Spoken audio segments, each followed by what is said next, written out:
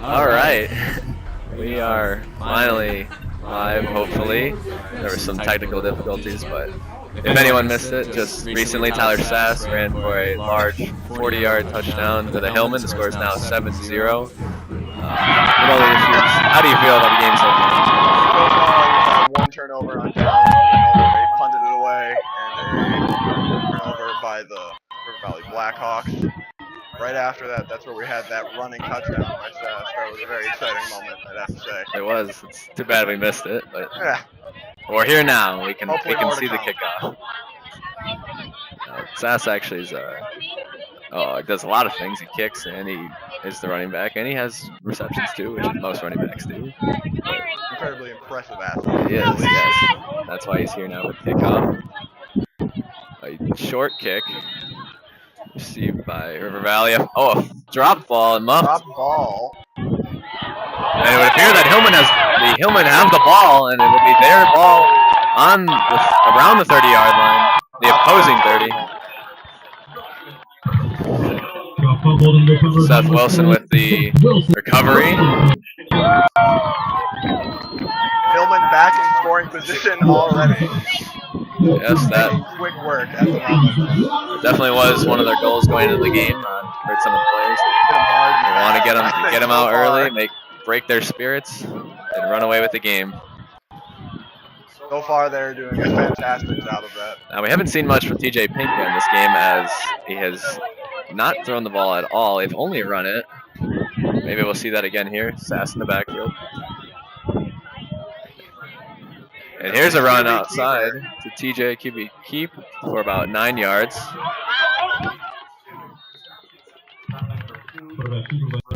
One pass option worked out great for them. Number 2, Reese Rhodes, and number 13, Mason. Run, yeah, RPO. Yes.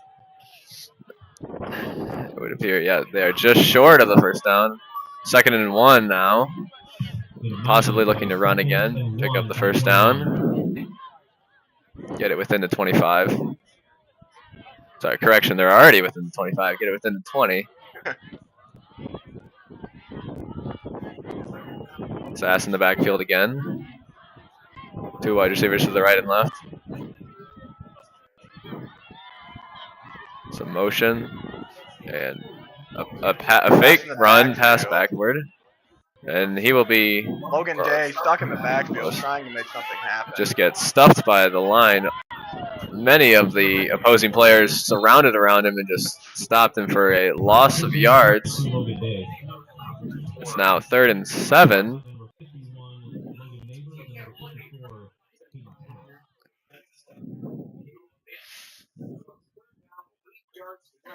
This should be, yep. Now 3rd and 7, you would hope that they would look to pass here. They ran earlier on 3rd and long, which did not work. They only got about 2 yards on that. So looking here to most likely pass. DJ's had great stats here, leading the conference in passing yards.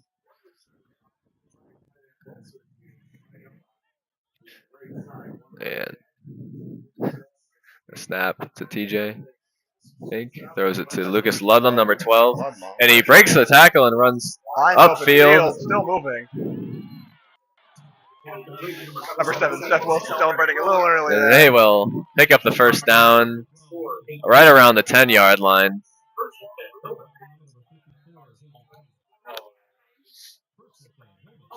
The Hillman here lining up. Trotting downfield. They are walking. Getting in their way quite yet. They're just walking right through River Valley's defense. They did have a 3rd down there, but an easy conversion.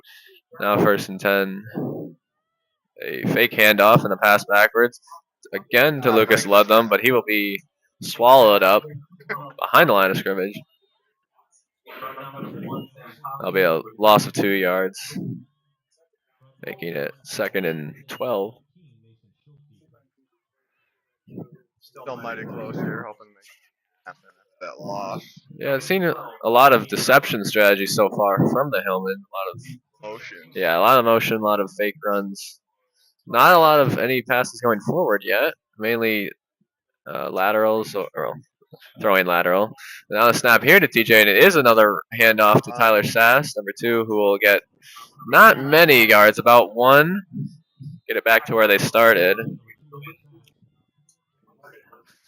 The River Valley defense looks good at times, and at other times they look like a hot knife through butter. Sorry.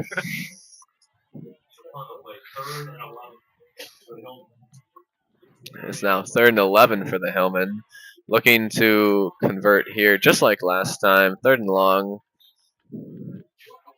I would assume they're passing it, or they take the run and attempt to kick it. So motion by Tyler Sass to the left.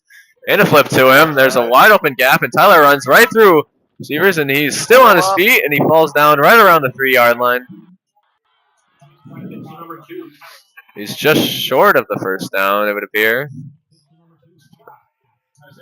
It looks like it'll be 4th and 1.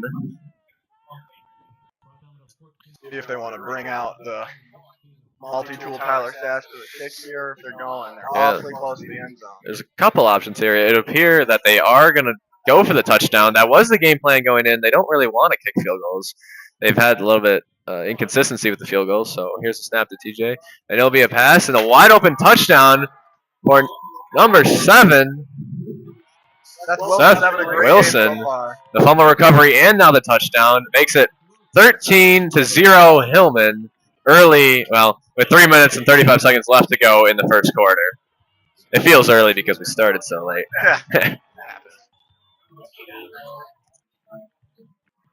Now they are going to go for the kick here, just like last time, hoping to make it 14-0. Tyler Sass, as we mentioned, the multi-tool option. The kick is up and it's good. The Hillmen are now up 14-0. River Valley hopefully is probably looking to make a comeback right about now. Any time would work, obviously, but you can see there on your screen, they appear to have a Little Tykes basketball hoop on the sideline over by the Hillmen. Not particularly sure why yet, but assuming it's going to be something exciting. It better be. There might be some purpose to that, or maybe it's just there because some kid wanted it, and they ask and you shall receive that sometimes, depending on the person. It's a rainy day here, if you haven't noticed already. Kind of gloomy, but at the same time, we're still playing football. It's a good night to have some football. The Platteville Hillman fans are proudly gathering in the masses in the student section. A lot of people came out to this game, as it is the first game to be played in the new activities complex at Platteville High School. Exciting game. They had the ceremony before. We didn't catch that, of course, but now with the kickoff, another left kick, but picked up by River Valley, and he will run up the sideline and out of bounds at around the 27-yard line.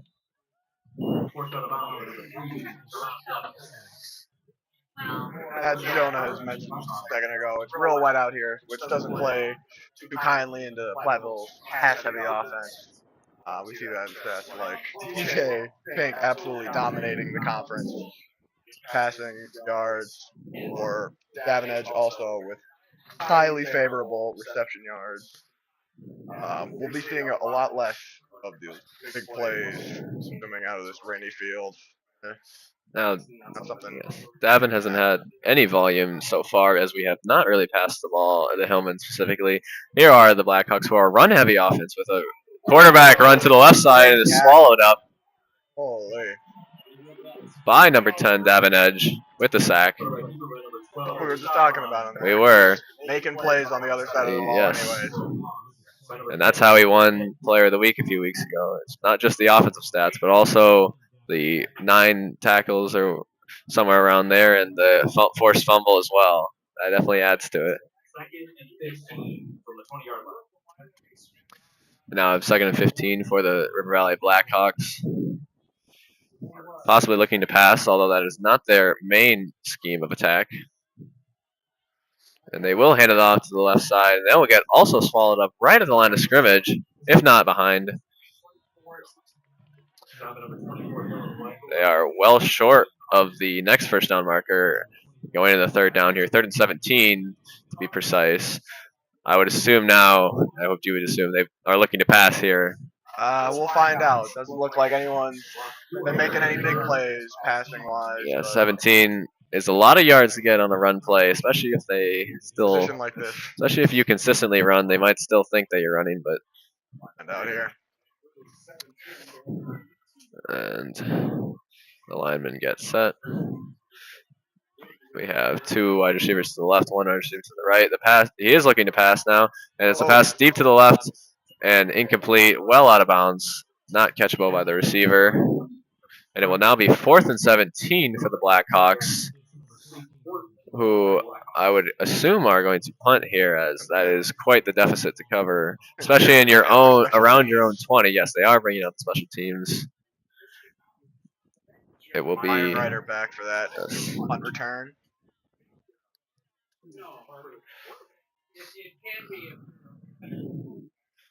Number 2 here for Valley punt. That is Reese Rhodes. And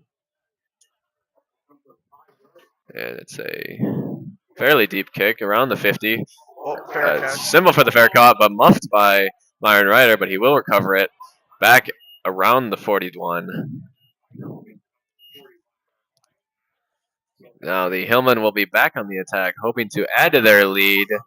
And like we said, put the Spirits away early, get this game close to running clock. That surely is their goal, as they are the heavily favored team, being 7-1 on the season, winning their last 7 games after that Week 1 loss to Darlington, whereas River Valley has lost their last 4 games, and they are 1-7, and the complete opposite record as the Hillmen.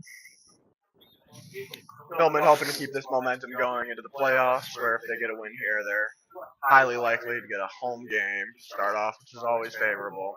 Get that high suited position. Yes, and that would be another game here at the new Activities Complex. DJ takes the snap, hands it off, and Tyler Sass will get about 3 yards. The Hillmen have shown a lot of running tendencies here. That's not always their game plan, but knowing they must know something about River Valley's run defenses. They have not been great to stop it so far. It will now be 2nd and 7 for the Platteville Hillmen. 2 wide receivers to the right. 3 wide receivers to the right, 1 to the left. DJ Pink for this. Tyler Sass on his left back there. Thank you. DJ takes the snap. They are looking to pass here, and it's a short pass to number 12, Lucas Ludlam, right about at the line of scrimmage. Not a huge gain by any means. And they will stay. Actually lost a few yards now, 3rd and 9. Surely be looking to pass again here, although we have seen some surprising plays early in the game. It was 3rd and long, and they did run it to the outside and got a couple. I would assume they're not going to go back to that here, and it would appear that there's no. Oh, Tyler Sass is lined up next to the quarterback. 3 wide receivers to the right, 1 to the left. And 20 seconds left here. It's going to be the last play of the first quarter, probably. TJ takes the snap, and he gets Ooh, tipped swatted out of after the trying to attempt to throw it to the running back Tyler Sass, who had open field in front of him, but the pass was knocked down and is not able to get them. Now, they will actually be able to run another play as the clock has stopped with 16 seconds left in the first quarter. Now, I got to say, they may have been looking to score more, but even if it ends here, which it most likely will, 14-0 is a great score to end the first quarter for the Hillmen. And they will look to pile on more points as the game goes on. They are looking to punt here on 4th and long with a straight-up punt, and that will most likely not be touched, as they will end up right around the opposing 40. That punt went about 20 yards. Not ideal. But maybe with the rain, there's a couple adjustments you have to make as a kicker. Anything crazy as far as punts go. No, both kickers seem to have a relatively average leg. Nothing standing out. It is wet. It's harder to kick in the damp. Would See if the Blackhawks can make a big play, close out the first quarter here. Yeah, with 8 seconds, they probably run the ball because that's what they do. Just looking to end the quarter, maybe on a high note, possibly get a few yards. They will look to pass, actually, and that will be thrown outside, and it will be just short of the receiver, number 12, Lucas Klein. There will still be time on the clock. It feels like the last 15 seconds are just going to take a while, but it's because there keeps being incomplete passes. There's now 4.2 seconds left in the first quarter. River Valley possibly now looking to run, although they did just surprise us and maybe surprise the defense as well, as that wide receiver was quite open, just the ball was underthrown. Here is the snap, and he now is looking to run, and out to the right side is the running back, cuts it back upfield, and he gets about 3 yards on the carry. As now the first quarter will finally end with the score of 14-0 Hillman as we go to the second. How do you feel about the first quarter so far?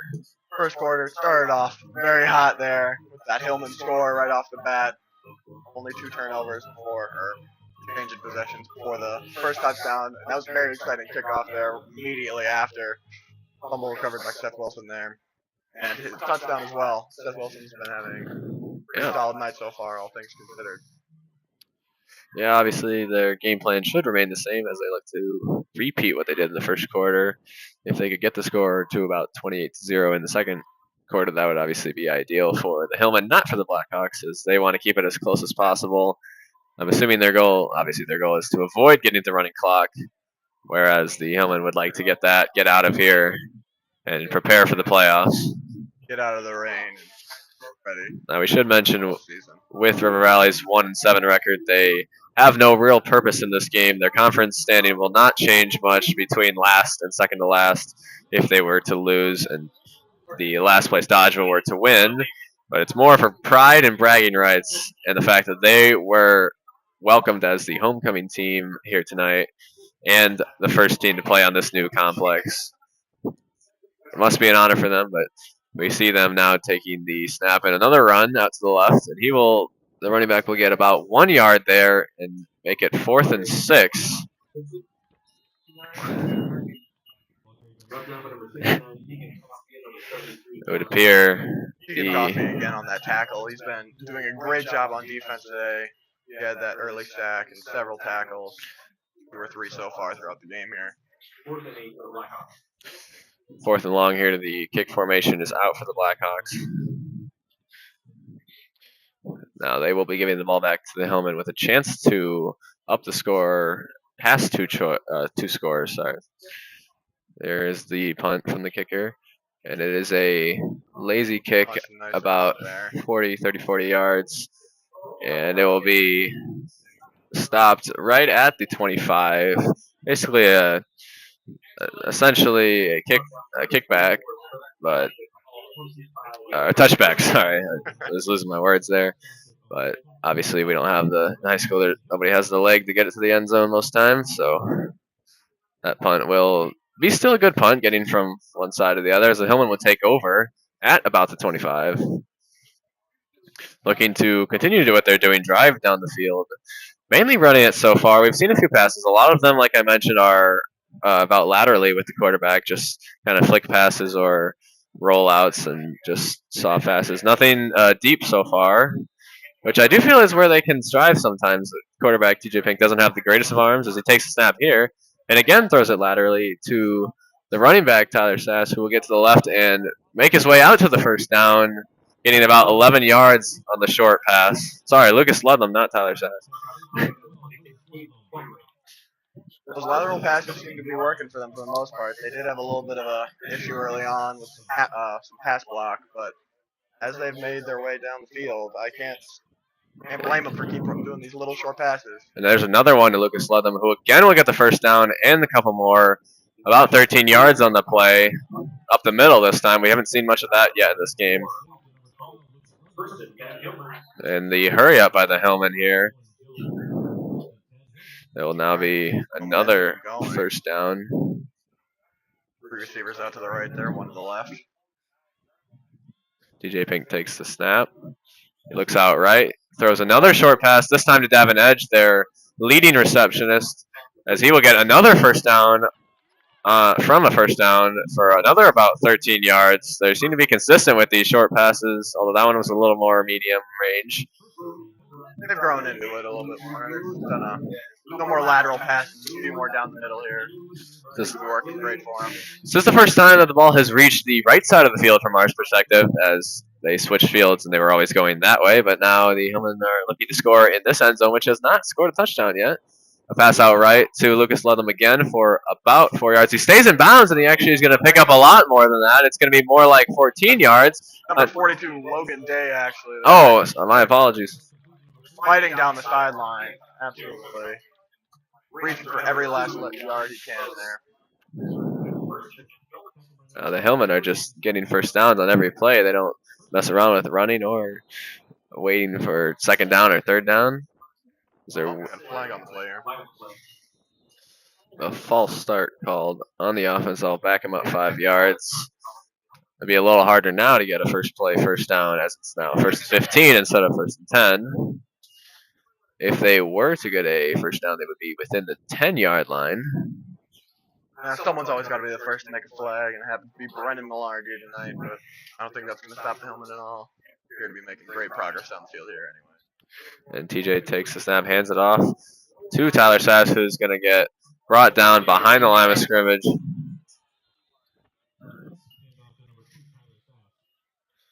And the Hillmen will be backed up to about second and about 17 now.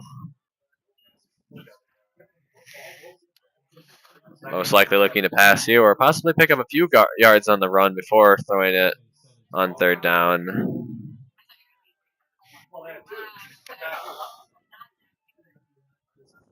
Haven't seen anything the true potential of TJ in this game. He has shown off the arm in some of his other games, not yet here. Maybe at this play, though. If anything, it shows his incredible consistency. We've seen several receptions, whether they're down the field or not. But he is going to take a sack here for a loss of about 8 yards, and that will back Platteville up very far to about 3rd and 25, which will definitely be quite the deficit to get here on third down. You would guess they want to pass it to get within field goal range, which I'm not sure exactly where that is for Tyler Sass, but considering their lack of desire for the kick. Yeah, doesn't seem like they really want to kick it. They prefer just touchdowns, and if they don't get close enough, I would assume they just punt it deep into the enemy territory. It is 3rd and 26 here, which is quite a few first downs, about 2.5. And pretty long, I'd say. Yeah. And they are going to look to pass. He rolls out left, and he looks down the left side, and that ball looks to be picked off by... Here, a little bit of motion. It's hard to tell what happened. It is an interception by the Blackhawks, and they'll be going the other way, which is essentially a short punt for the Hillmen, as it feels like that's what they would have done on 4th down. Yeah, about the same. Less than preferable to say. No one likes it's not. It's not good. TJ has kept it pretty low this season, but you do see one there. And the Blackhawks here will again look to see if they can march down the field. Haven't got much going on so far. They do have another handoff to their running back for a short gain. Again, Platteville's really locking them up, as opposed to the game against Lancaster a few weeks ago, where the running back just kind of ran through them for a few long touchdowns. And they're doing a way better job tonight. Maybe Johnson likely punched that home. Something that he was not a big fan of, but especially that interior run tonight. Hillman defense did a great job shutting it down. We might see the Blackhawks look to get more outside. They haven't done that a lot.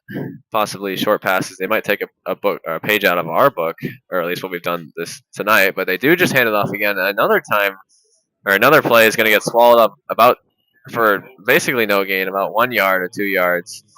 And it'll be 3rd and long again for the Blackhawks. That seems to be the theme for tonight, as it is 3rd and 7.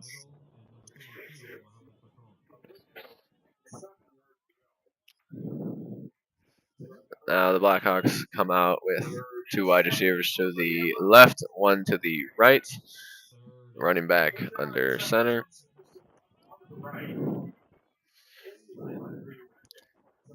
The quarterback takes the snap. And he gets tackled by Seth Wilson with another sack. And he just came out of nowhere, blindsided the quarterback. Across the board here for Seth Wilson tonight. He's just trying to get everything he can. Yeah. A beautiful sack, wrapped him up. It's like the triple-double, but you just get one of everything. and in that play, he did get the tackle and the sack. Not sure. I guess he already had the tackle from the fumble. But Seth Wilson, for those who don't know, is one of the founders of the Broadcasting Club, the club that brings me and Jonah here with you tonight. Unfortunately, can't commentate due to the fact that he's playing and at that doing a job. A punt here. A short punt by River Valley. Looks to not be recovered by Platteville. They'll just let it go out of bounds right around the opposing 45. Platteville looks to regain and march down again. Hopefully this time not the same outcome as last time, as they obviously don't want another interception.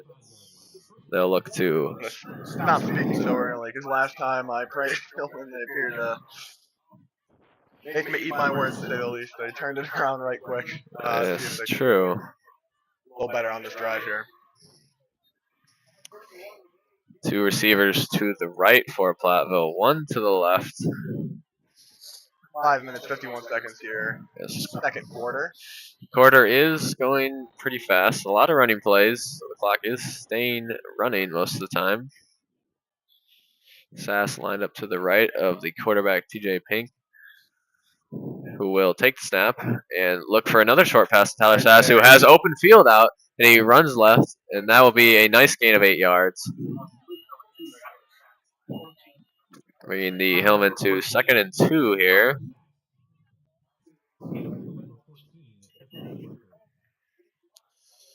A quick huddle here for the Hillman. We've seen them do this a couple times so far. DJ rechecking his wristbands to possibly see what the play is. And here is the snap to TJ. And a handoff to Sass. Has room at first, but then gets tackled.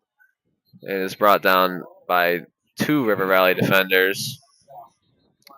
He'll get about 3 there. Sorry. Oh, previously it was, yeah, he'll get about 3 there. It will now be 3rd and 3.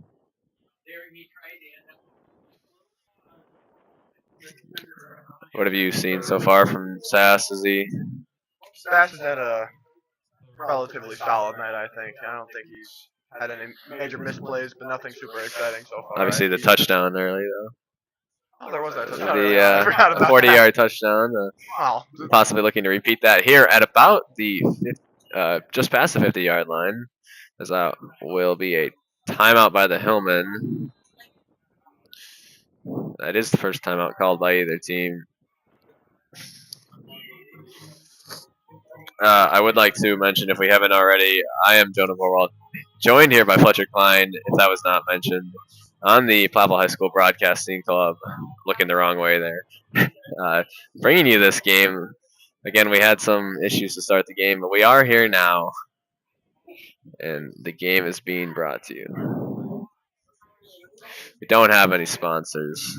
Can't compare to the news we are sponsored stations. By the Platteville High School and the beautiful taxpayers that support the public school system. That is what we are sponsored Yep, by. those are our sponsor. But not like in the literal sense. We don't actually make money, but they support us, and that's what matters.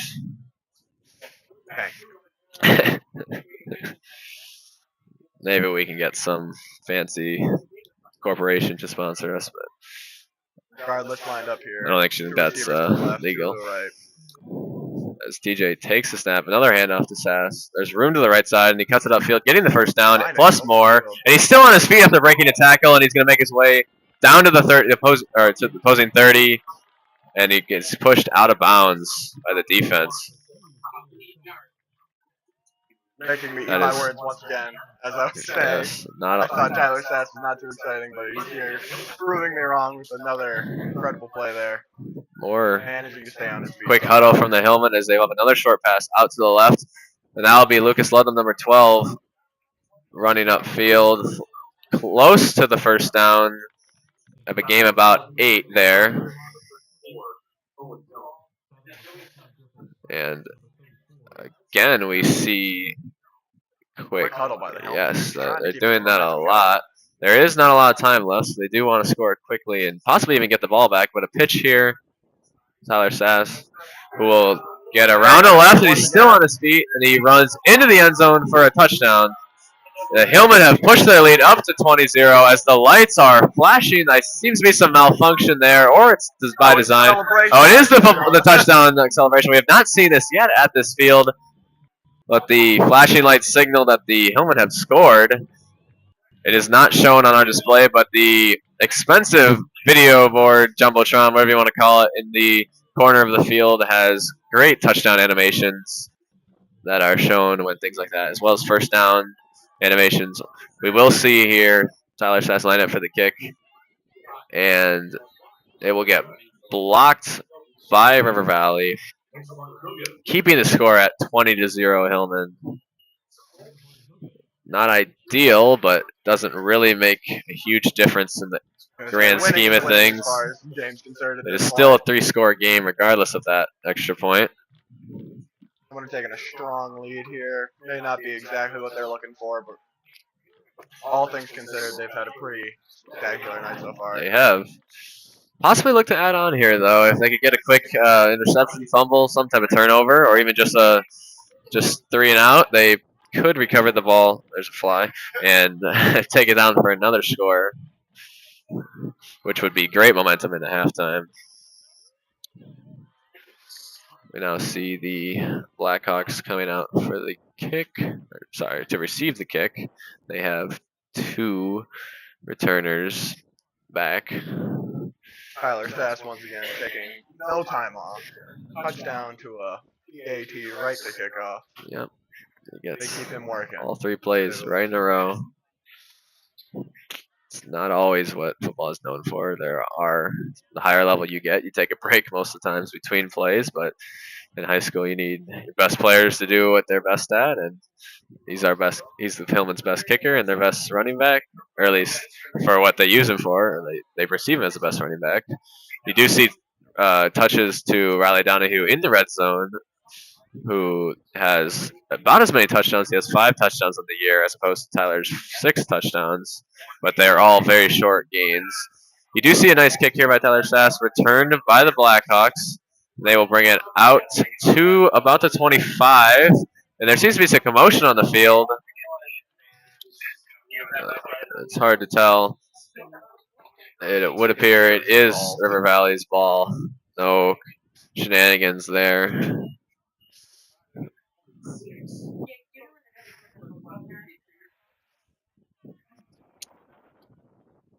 The River Valley seems to have not really been able to figure Platteville's defense out, and I assume their goal here is to do that, as they now have 2 receivers on the left, 1 on the right. Heavy line here with the running back behind the quarterback. And the snap is out. He looks right to a pass to the motion receiver, who will get a few yards, about 6 on the play. That's the first completion for the Blackhawks tonight. It has been a while. There's now 3 minutes and about 15 seconds left in the second quarter, first half. And the Blackhawks possibly looking to go fast, just like the Hillmen. Not showing too many signs of that yet. They kind of had a no huddle, but they still are moving somewhat slowly compared to the Hillmen. And to hand it off to the right, to the running back, who gets a few there, about 3, or more like 2, as they're now at a 3rd and 2. In your opinion, what do you think the Blackhawks have to do if they need to get something going? Where's the holes in the Platteville defense? Any ideas? Say that again? Do you have any idea where Blackhawk needs to, like, where the holes are in the Platteville defense? Or At this point, it's kind of hard to tell. I doesn't like the offensive coordinator for the Blackhawks. They just seem to be stopping anything that comes their way at the moment. as we see the snap there and a swing pass out to the left, he will run upfield and get tackled for a few. He will get the first down for about 5, 6. Don't know exactly what that was. You do see some fast movement here. Blackhawks don't waste too much time in the huddle. Right about 2 minutes here. There is no 2-minute warning in high school football. They will take the snap and hand it off to the running back, who will get swallowed up right at the line of scrimmage. I keep saying that. You get taken down instantly for a gain of about 0. It's still 2nd and 10. The clock is running, though. We are down to around 1:35 left. The Blackhawks need to go fast if they want to score before half. The snap. Back to pass. Another completion there for the Blackhawks. Just shy of the first down, it appears.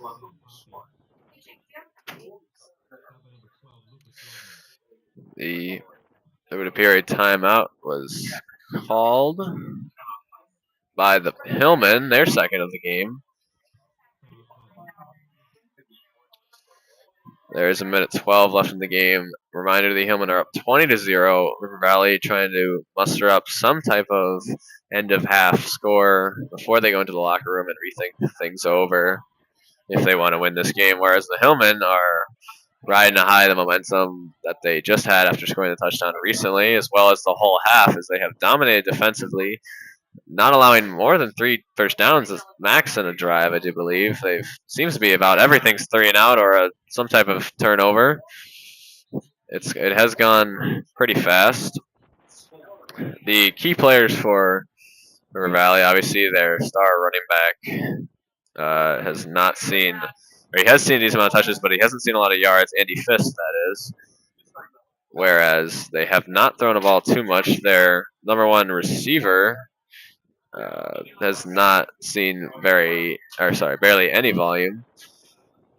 But this play will be different as they do take the snap here and he rolls back, but will get swallowed up behind the line of scrimmage for a sack by Cam Moore, number 72, for a loss of about 5 yards. Another timeout called by Platteville. Got to use them before the half. Well, they do say use them or lose them, so. Not sure exactly what they're going over down there, but little do we know, as we're all the way up here and they're on the field. Sadly, we don't have a sideline reporter to get the coach for an interview. All we can do is make our best guesses. As the players now retake the field. Step back to punt. The Hillmen now have 2 punt returners instead of just Byron Ryder back there. And it is a short punt again that is caught by Myron Ryder, number 1, who will get to the right side, but will be, kind of falls down out of bounds. Flipped up on the sideline there. Yeah, there could be the turf. Yeah, the turf could be a bit slippery. I don't know if the newness of it has anything to do with it. It hasn't really. The field that the Hillmen are used to back at UW Platteville is a grass field, so getting used to the turf is something that they have to do. Over the last week or so here, they have been practicing on the turf field to prepare for this game, but with the rain, it's always an issue. And you can never prepare really for the game. You can practice as much as you want, but it'll never compare to that moment when you take the first snap, first play. Everything's different. The emotions are different. The crowd is different. As here we will see a run play by the Hillmen by Tyler Sass that will be called back on a false start call. It'll now be at first and 15 with 57.7 seconds left, possibly looking to score. They are quite a ways back at the 50-yard line exactly now. That's quite far to go in 57 in about a minute. We have seen some lightning strike before for the Hillmen at the end of certain games, like the Lancaster game. They did have a late half touchdown, similar to this situation. A deep run all the way. Lightning strike with weather like this. Something we do not need to be manifesting. No, I meant like, yeah, the lightning. Odd occurrence has happened Yes. here before. I'll have to use a different analogy or metaphor when I'm thinking of that in the future. Now I can't think of anything else. What other things happen rarely? I don't know. Well, anyways, the Hillman here. There is some confusion with the clock. The score, or the time is actually right where it's at 59 seconds here. The handoff, or the snap taken here by TJ, and it will be a handoff to Tyler Sass, who will run right through the center of the River Valley line, taken down just short of the first down for about Flag on the play 11 here. yards. We will wait to see for the flag. Flag is a personal foul, face mask call, a horse collar tackle on the Blackhawks, which will move the chains up even farther. It will now be a first down for the Hillmen, and they will make their way all the way to the 24-yard line. Now, what looked like impossible Clock appears to be earlier, running here now. the clock is going. They have to go quick here. The They must make something happen. snap Tyler Sass out to the left here again. See if we can find some more open field. makes one miss, and he will find another first down for about 12 yards. And they will find their way Why's the clock stop? right to the 10-yard line.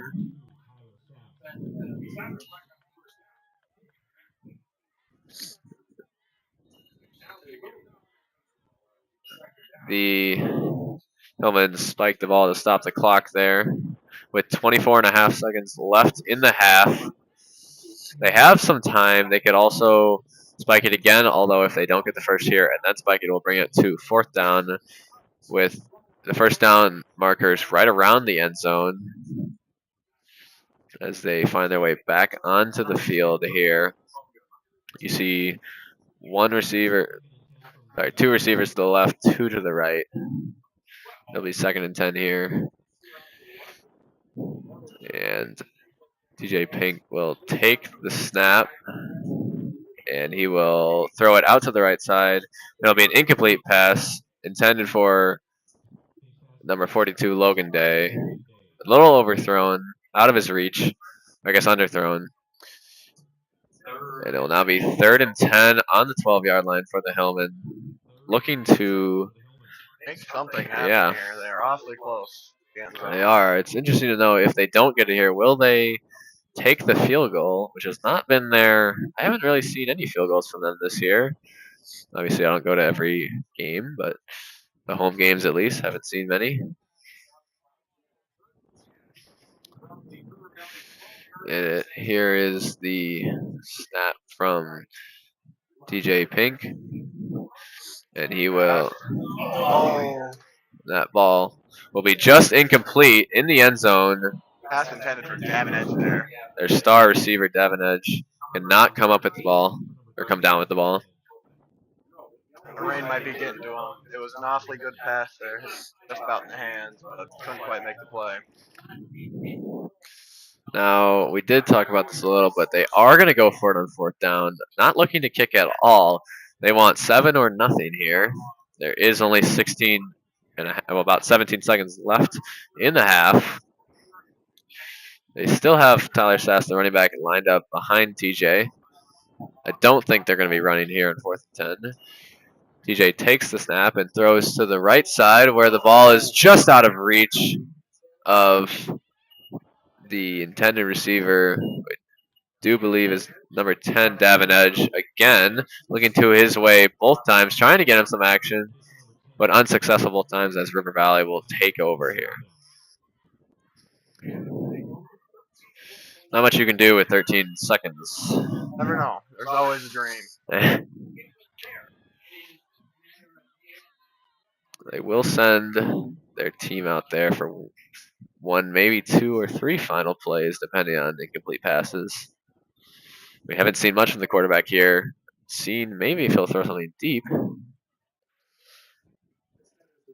And the snap is taken, but it is just another run to the running back, who will make some guys miss, and he gets to the outside of the field as he runs, but he will be taken down, possibly out of bounds, right at the 53-yard line. A large gain there for River Valley. Even if it doesn't add to the score, will certainly add to the stats at the end of the game. The Hillman defense has been good in the inside, but the run to the outside did not look spectacular for them. We have a timeout, I believe, by River Valley, who will look to possibly throw some type of Hail Mary or even another run play, hoping to get the remaining 40 to 50 yards. 47 yards. 42 yards. 52 yards. Matt, yeah, difficulties there. I would like to apologize for anyone listening to the stream, as the video is slightly delayed to our talking. So if it seems like we're telling the future, we are. No, actually, we see it before it goes through.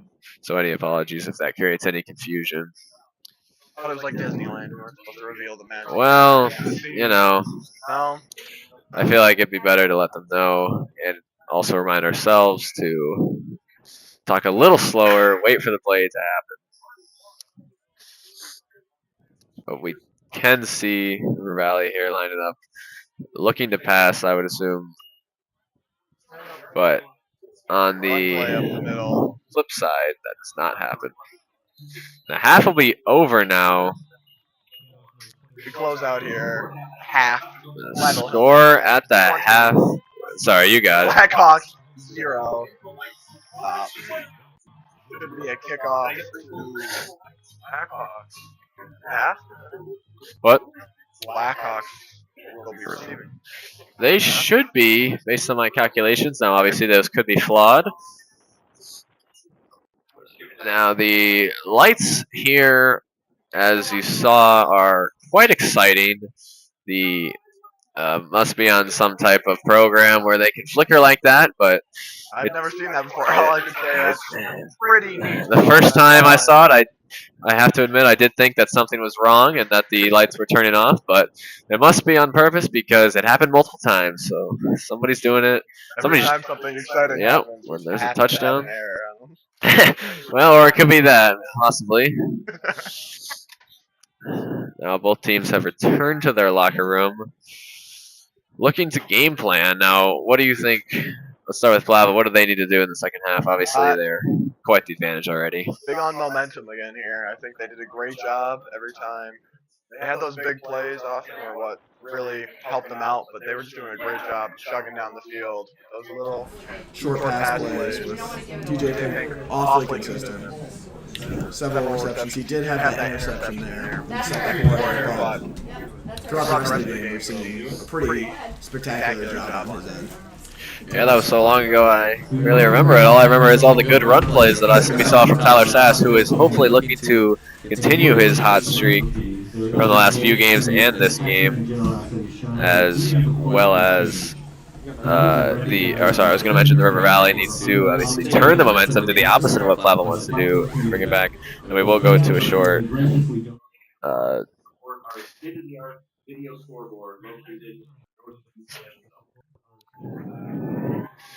Congratulations there to the Platteville School Board for it. The Platteville School District students and staff thank Ms. Chang for her incredible support of our school's future. Please give Ms. Cindy Chang a warm round of applause.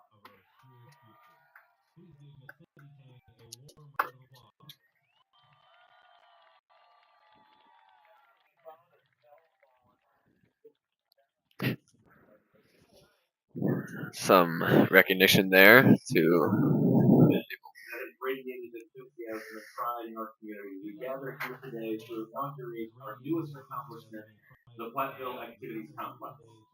This facility stands as a symbol of inspiration and unity, embodying our commitment to education, partnerships, and community prosperity. Today, we have the distinct honor as a school board of presenting commemorative football to our district administrator, Mr. Jim Dable, and our high school principal, Mr. Jacob Craig.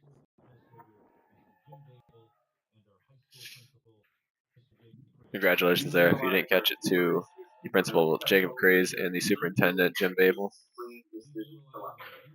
We extend our deepest gratitude to all those who contributed to this achievement. It is your collective effort and tireless dedication that have made this complex a reality. We stand here today in a facility that will serve as an everlasting reminder of what can be accomplished when the Platteville community comes together. A big round of applause, please. Now we would like to mention that we do have a full house here. The crowd is quite packed. You have to get up kind of to see it, but all the different areas, the home fans, the away fans, it would appear, as well as the student sections for both teams are quite full. Everybody coming out to support their teams. It isn't too far to River Valley, so that makes sense why they would have some fans here. It's always exciting for a in-conference homecoming game, especially with a brand new stadium like this.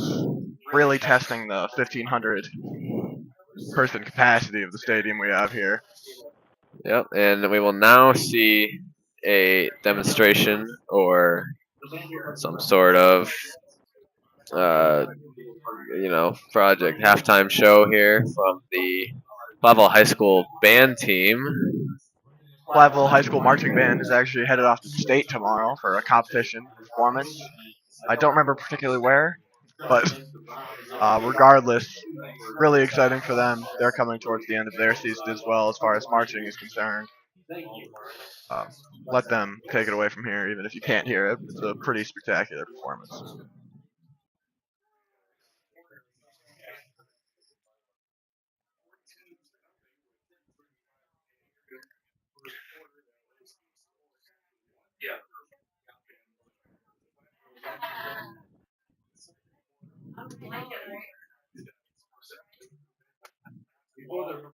The PHS marching band would like to recognize our seniors.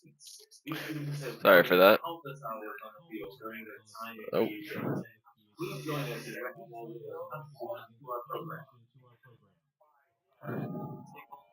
A lot of numbers in the Platteville High School band.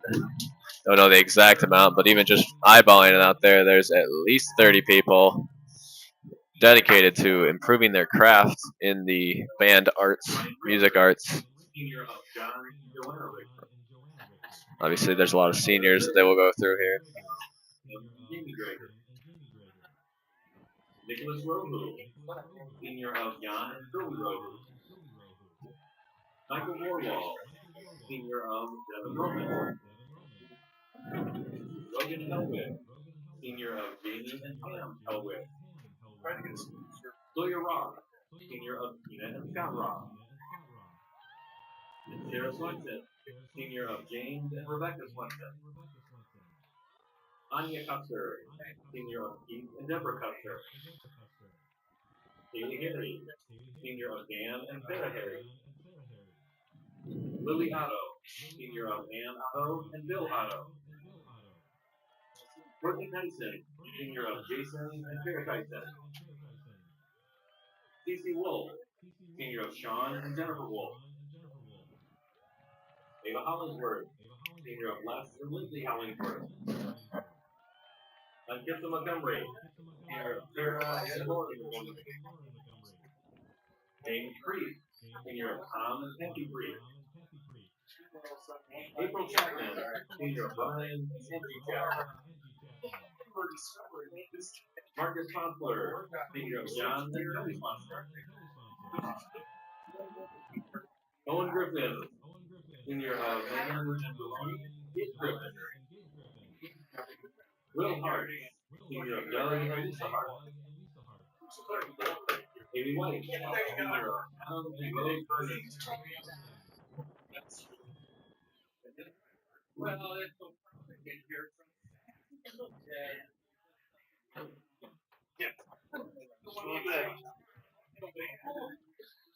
And that will wrap up the seniors for the band. Tonight, the VHS Marching Band will be performing the 2023 Latin Fusion, which features Malagueña, Despacito, Havana, and El Cumachero. Color construction and visual design was provided and taught by Carolyn Fitzgibbon. Percussion instruction was provided and taught by Abby Sass. Drill design was provided by Doug Bush, visual design. And now, please enjoy Latin Fusion.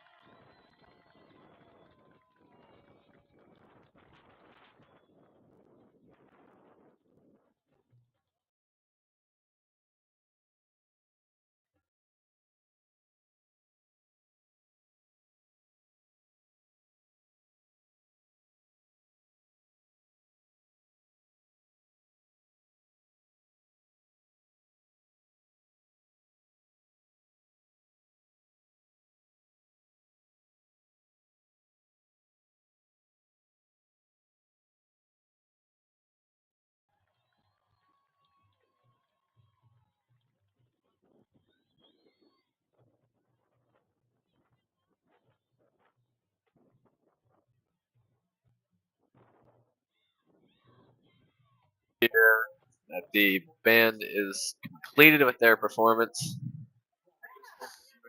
They will load back up on the. Well, there's no bus anymore, so they will just be leaving the field and probably just heading back to the band room.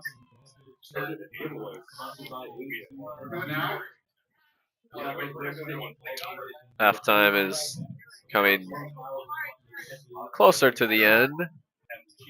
Only 7 minutes left now.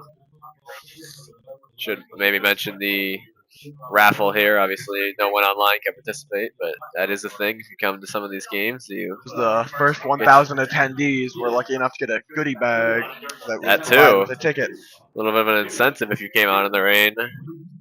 I was lucky enough to get one myself. Not to discourage anyone from watching our broadcast of the game, but obviously the Wow. live is always better than the virtual. The goal is just to get the virtual as good as it can be and as close as it can be to the actual live feed. It's a lot like being there in person. It's always a different experience. Been to quite a few games. It looks a lot different in person, especially at the professional level, than it does over the TV. But you do, like tonight, sometimes have to deal with weather. When you live in Wisconsin, and more specifically Platteville, you got to deal with many differences in weather. Fletcher, did your ticket win? I can't say I did. No winning? No winner. Well, maybe next year. Maybe next year. I don't know if they'll do the same thing next year, but a man can dream, Jonah. It would be kind of interesting if you did win, because I'm not sure how that would play out. You know, I think I just end up throwing my ticket out the window and hoping someone found it. Hopefully someone picks it up. I have obligations to attend to. I simply was handed a goodie bag when I Yeah, walked through they the front door. forced you to take it. That was your prize, but it's one of those gifts that you can't get back, like an ugly sweater. Eh, beneficial as far as I'm concerned. I got a nice Platteville sticker in here. Toss this right on my bumper or something. Yeah. Represent high school. The Platteville goodie bag really went out of their way to make everyone feel welcome. The first, what'd you say it was? First 1,000 First attendees. 1,000 fans to show up to the game. 1,000 goodie Now, bags. sadly, I didn't get one because I never walked through the right path to get here. The actual entrance is not the way I came through, but it's okay. Always next time. Yeah, maybe next time I'll be in the stands and I'll actually be able to win the raffle ticket. Back to football a little bit.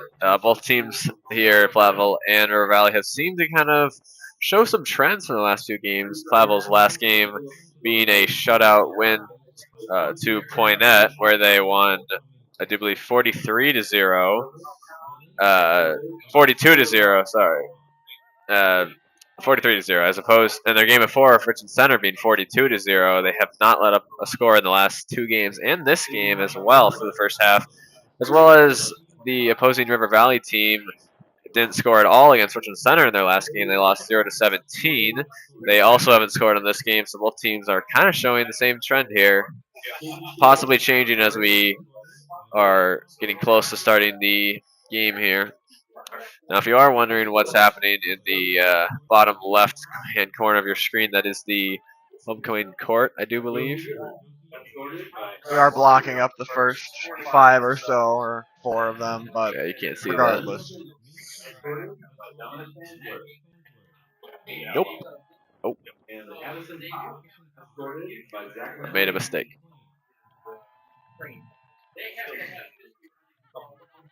See if that might help.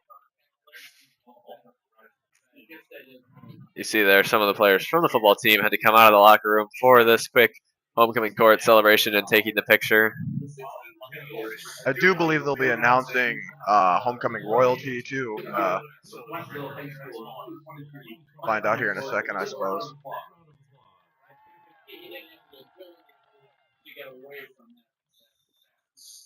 Before announcing the Royals, we would like to thank Brother Reed for their generous gift of time. Without further ado, here are the winners of Homecoming Royals. Please join me in congratulating your 2023 Homecoming Royals, Katie Shea and Sawyer Rock. For any of you that didn't hear that, the homecoming Royals were Katie Shea and Sawyer Roth from the senior class at Platteville High School.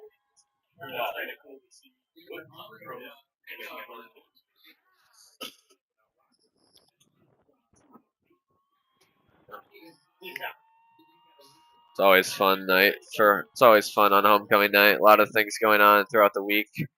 Obviously, earlier today we had the pep rally activities. Towards the end of the day, as long as the shortened day, it was supposed to be community service day. Sadly, got rained out. Along with the parade there, and then tomorrow, of course, is the dance. All the festivities that go along with preparing for the dance. Yeah, many things go with it. Some people are major fans. Some people stay at home and watch Star Trek. So there's always multiple sides of the coin. But I encourage anyone who's listening that might be in high school to go to the dance tomorrow night. You Create can your still memories, get have a good time. tickets if I'm not mistaken. Just not at the door. I realize I'm now just advertising the dance. So let's go back to the football game. Got a minute 15 left here before the start of the third quarter. I would presume that might be a little bit early as... Oh, now here we see that the players finally come out of the locker room, so maybe they will start on time. Who really knows? It's always a little bit of a suggestion, anyways. Yep, that's what rules are, or numbers like that. Just to throw some more random stats out there, we did mention Platteville has won their last 7 games. In their last 5, though, they beat Dodgeville 5 games ago, 48-0. Another shutout win there. They beat Broadhead Judah for the first time in many years earlier this year, 14-6 in a tight, close game. Then they beat Prairie du Chien 21-0, another shutout game. They had a close game with Lancaster at upper 40s, 47-46, if I remember correctly. And then Richmond Center, as I mentioned, 42-0. And the point at game last game was 43-0. And for those of you, Yeah, for sorry, those of you that are 43-0. curious, Sorry, what were you saying? and for those of you that are curious, that does bring Hillman out to 6 conference wins, leading the conference there. First place, Lancaster second with 5 wins, 1 loss.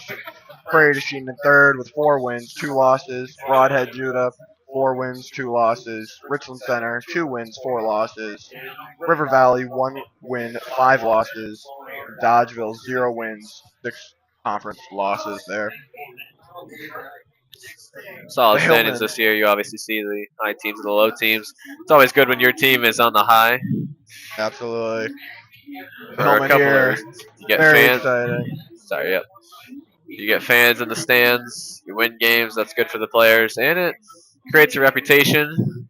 Obviously, there's no recruiting in high school, but if there was, we would get the good players back. I suppose. Or at least after a good season like this. Platteville is ranked 45th right now in the state of Wisconsin, whereas River Valley is in the 200s, the low 200s. Not sure exactly where they're at, but they're obviously on kind of the flip side.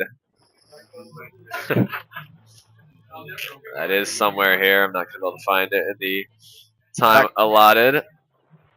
That clock did get pushed back to a minute 20, and we are now seeing River Valley players come back onto the field. Yeah, they're taking their sweet time. Maybe they are trying to avoid this game as, you know, it's not really going their way so far. Interested to know what the halftime talk would have been for them. Hopefully, they do have 2 coaches. They have co-coaches. Possibly they got their team rallied up. Maybe it helps to have 2 coaches. Maybe you can even divide them between the offensive and the defensive players. Or I'm assuming there's just one guy that gives a speech to get them going. But who really knows? Because we're not in the locker room, and I don't know about you, but I've never been in the football locker room halftime speech, unless you count flag football on the sideline. Flag football, I think, was the start of the most raw, true, inspirational speeches I've ever experienced. Yeah, that's where it all comes from. They really speak to heart there. Flag Speak football. from the heart. No. Not sure if they still play flag football. I would assume they do. I believe so. Platteville Yeah. Rec does have a fall flag football I program. feel like they maybe keep more people in the program if they continued flag football past whatever grade they switched to padded football. I think it's Seventh around and eighth seventh, grade, yeah, I seventh and believe. eighth. Maybe if they would just keep playing flag football. I mean, I'd play flag football now if they had it. Fifth or sixth, maybe. I It don't know if is they one of the pushed it most back. exciting games you can play for football because there's not really much risk. There's no tackling. All you gotta do is pull the flag. Minimizes the old CTE. That's always Yeah, That's always exactly. a plus. There is sometimes maybe some cheating. I remember the good old days in gym class. You use flags, people tuck them in, and that's not good.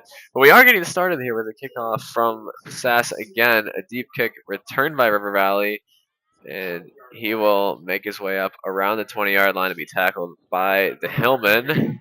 Good there not to let up a deep return, starting off kind of where they finished last half with some pretty decent defense, although they did have that one large play they let up. Obviously, they would try to avoid this half.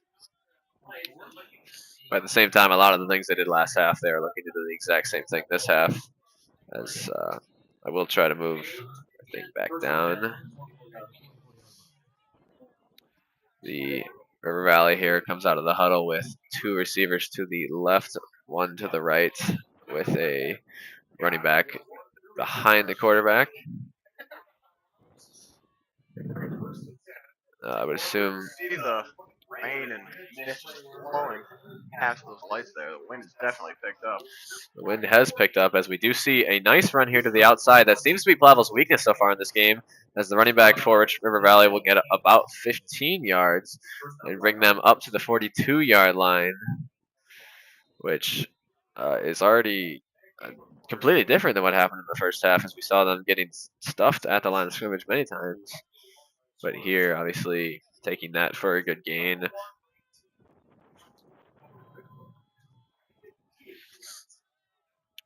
River Valley here looking to keep that the chains rolling, as they say, with now two receivers to the left, one in motion here, going across. That's number 12. And it'll be a high pass that will be caught by the Hillman coach on the sideline. I believe that's Don Blevins there. Yes.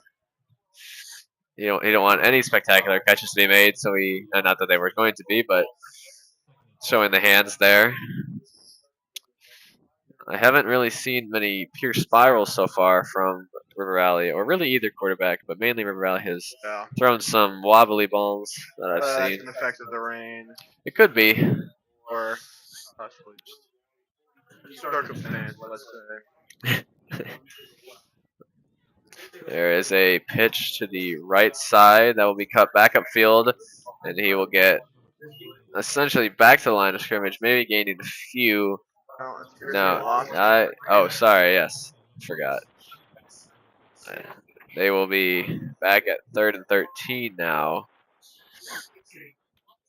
trying to repeat that first play of the half and take a nice. I would recommend they probably go to the outside if I were them, but maybe they see something else.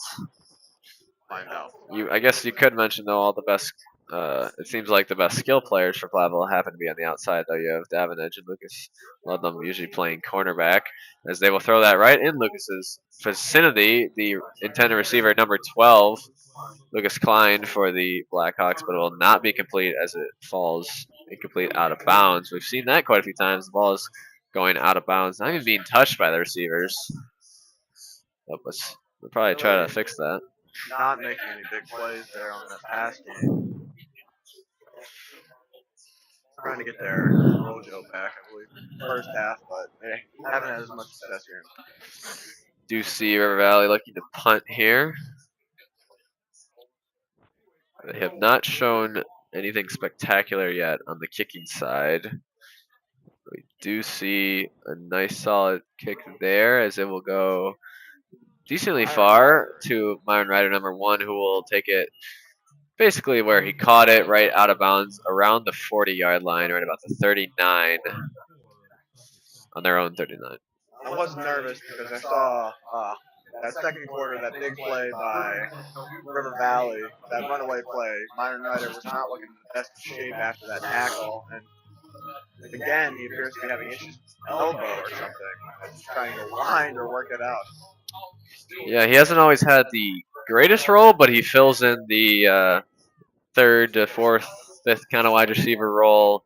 He gets some volume certain games. Just depends on the personnel on the opposing side. Definitely a bit of a flex player there. Yeah, we do see here a short pass there to who appears to be number 2, Tyler Sass, who will run right through a tackle, and he will find his way to the short side of the field. He will cut it back up field at the 20-yard line. He'll make another guy miss, and he will get finally tackled just past the 20-yard line. A large, almost 50-yard play for Tyler Sass, just like or reminiscent of the first like couple or third drive of the game. Sass has spectacular vision downfield. He makes so many incredible cuts. He's breaking several tackles. His ability to get downfield and find open field is spectacular. Doing a great job of that tonight. Those 2 touchdowns and that big play there. It really does look like when you have the fast kids in gym class just moving right around the slower kids and they say like tag game or something. As we see a fake run here and a throw over the middle to number 12, Lucas Ludlam, who will take that for another first down. They are now. Wait, is it a first? They will no huddle and a pass deep to the end zone, and that will be a touchdown. Number 10, Davin Edge will score, and the Hillman will now take a 26-0 lead over the Blackhawks. Davin able to make up there for that second quarter. Those few drops in the end zone. He's willing to bring it in this time in the third quarter here. Get his first touchdown of the game. Yeah, that one was wide open across the middle. They had another no huddle, really, or quick huddle at least, and they've been kind of catching the defense for River Valley off guard all night. We will see them go for 2 here, trying to act like they never missed that extra point. Make it look like it's 28. And a dropped kick or direct snap to Sass will be awfully close. Piled Not up. We don't know if it's in yet, and it doesn't appear to be assigned. A little bit of trickery there with that direct snap to Tyler Sass. Unfortunately, he did muff it a little bit there, so it didn't seem to work out quite for the Hillman there. Yeah, I don't think that's a play that they particularly run all the time, as it's not really used outside of 2-point conversions where you most see it. Most notably, I'm thinking of the Patriots-Falcons Super Bowl. That was a key play there to, I believe, James White.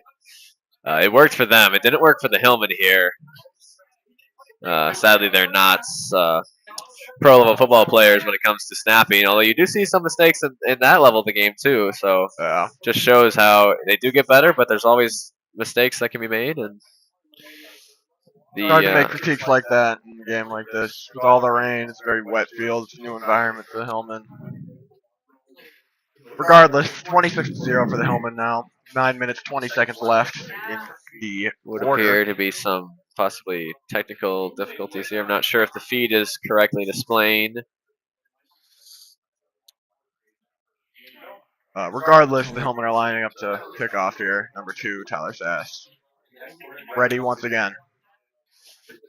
Yes, well, oh, there we go. It's back there. And like you mentioned earlier, you really can see the rain and the wind just getting blown around. I'm not sure how much of an impact it's having, as we're obviously not outside, but you can only imagine that it's quite substantial. As we see a kick here deep to the right side that will go out of bounds for a penalty, as that will be a few yards for they will choose to accept the penalty on the illegal procedure call against the Hillman. Not ideal to kick it out of bounds. That's obviously no kicker's goal. You gotta teach yourself to kick straight, not just as far as you can, but you also got to make sure it stays kind of inside the boundaries. Sometimes you get bad bounces. Possibly there he got one, as the football is obviously not round, so it's not going to continue going straight all the time. It can hit on any sort of edge and bounce around. But River Valley here looking to get anything going. With 9 minutes left in the third quarter, they do start off with a nice short pass there for about 9 yards, just short of the first down. They appear to be utilizing Lucas Klein out there with that motion over and over. He appears to be running across the field almost every snap they have recently. Yeah, I have noticed you do have the same last name as him. Does that how do you No feel relation. about that? No relation. Different relation. last name. Got it. There is a different letter in there. Yeah. Some would say that you are the better Klein, but that's just my opinion. Now we do see a nice run here from the running back for River Valley, getting about 6 yards there and taking it to a first down. All they needed was 1, but they are going to get plenty more than that. But they will still be tackled by the Hillman defense, not allowing too many large plays. We did have seen a couple at the end of the first half, and at the start of the second half, there was about a 16-yard play. But nothing too crazy other than that. It's more the River Valley defense that's led up the large plays, mainly to Sass, and I guess that's about it, mainly to Sass. That is just all Yeah, about those he's big just- plays, yeah. though. He's been doing a great job of it. Now we see the quarterback roll back and throw it off his back foot. Number 4. And he got taken down back, or the quarterback, sorry, nothing illegal there, but he did take a little bit of a hit after the play.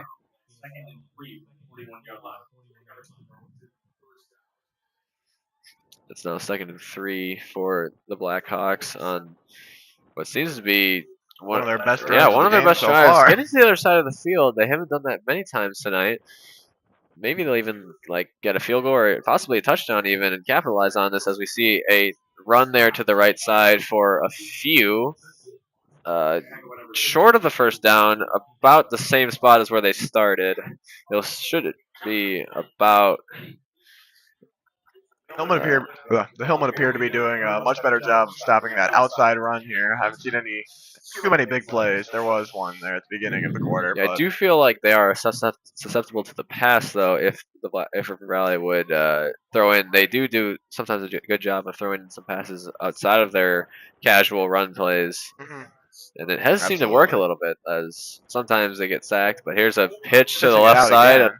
missed tackle, and Brought down by number 10, Davenich there. He will again be short of the first down. It will now be about 4th and 2. Valley surely goes for it here. They do bring in a new player, but I'm 100% sure that's not the kicker, as they need points, and they need points fast, as there's only 6.5 minutes left in the third quarter. And if they want to get back into this game, they're going to need to score soon. They can't be scared of failure here. They need to make something happen, Blackhawks. Exactly. No fear. And we see a snap and then a pass to the across the middle that will be complete for the first down to number 9, Keegan Heiser there, number 1 receiving leader in yards. For the Blackhawks. Sorry, yes, for the Blackhawks.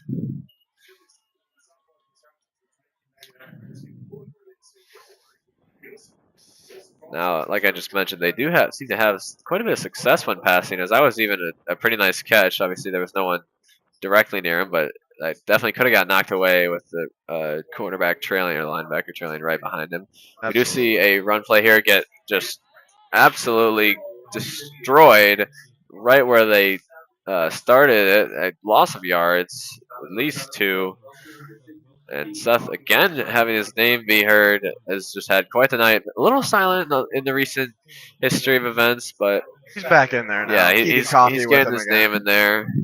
Those are the common names. Those two have been doing a spectacular job tonight on the D line here. Platteville technically only has 3 linemen on most plays, but they do have their 2 outside rushers or linebackers rush Zach McLean and Seth Wilson if he's in the game. And here's a pass from River Valley. But that one will, just like the theme of tonight, just be out of bounds by a little bit there. Not even catchable. A lot of these incomplete passes aren't even touched by the receivers. Especially up the edge here. There appear to be a lot of over and under throwing happening. And obviously, with the quarterback not throwing a lot, it probably makes it harder to actually get dialed in and be able to throw because, there's a little bit of lack of muscle memory maybe there. Obviously, he's thrown many times in his life, but sharp increase here pass plays following the half. That was likely a part of that locker room talk that you were talking about earlier. If you incomplete it, as you see here, it stops the clock, which is better than running it for 0 yards and wasting another 30 seconds. We do see that run here on 3rd and 14, which is gonna bring them to 4th down and long as they get about nothing there, a loss of 1 yard. 4th and 15 here. You got to think they're throwing it somewhat deep. You got to throw it near the first down marker. I'd be astounded if they run the ball here. And they surely won't punt either because they're down by so much. They need points now. Now maybe in the NFL you punt it because you have a decent amount of time, but even then you probably still have to go for it. It worked for them last time. I wouldn't be surprised. It did, but that was a little bit shorter than that. That was 1 yard. This is 15. That is true.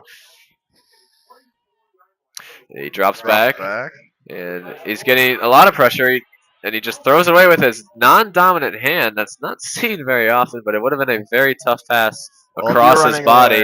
If you were running away from number 73, John Baxter, yes, you'd make anything happen, I think. I mean, I have heard, though, there were some people from the high school going to TP his house, and he did attempt to scare them away, and he did catch up to one, but in the process, he hurt his leg, or I don't know. He fell down and he hurt his knee, which is a little embarrassing on his part. But at the same time, you did see the athleticism. He did catch up to them, and he scared them off. They didn't get a single piece of toilet paper into his yard, or at least nothing like spread out. Maybe just they dropped the roll they had in their hand. But I consider that a success. I mean, you catch him in the act. I mean, that's pretty impressive. I mean, we'll see here. The Platteville take over after the 4th down non-conversion as TJ Pink will keep the ball Pink up the middle and run all the way for a first down for about 13 yards. And at the end there, he kind of hurdled over a guy, one more lowered his shoulder and fell over him for an extra few yards. Taking advantage of that wide open middle field there. TJ Pink keeping his eyes out for plays to be made. Doing a spectacular job there. Yeah, we haven't heard his name a lot individually. He's obviously made some passes for touchdowns, and he's also handed it off a lot, but not a lot of individual runs or... Early on there in the first quarter, I did believe he had a 12 or 15-yard QB rush there. That's a good point. Here, the snap again. This time we will hand it off to the running back, Tyler Sass, who's had great success tonight, and he will run right through the middle and pass everyone who looks like they're in slow motion. He's going to get to the outside, and he will score a touchdown for the Hillmen, increasing their lead to 33 points. Sorry, 32 points. Touchdown to worth 6. As that will be his third touchdown of the game. Having an amazing night here. Bringing his total to 9 on the season. Now he got off to a start. Holy. He didn't have a great chance to start the season, as I don't think he was the starting running back for the first few games. I don't believe so. No. But now that number 21, Riley Donahue, is out with an elbow injury at the moment, or an arm injury. Yeah, he had most of the volume in the first few games. Stas has truly had his time to shine here at the game. He has. This game tonight. And it's interesting to know if they're both healthy, who's going to get more of the snaps. They kind of...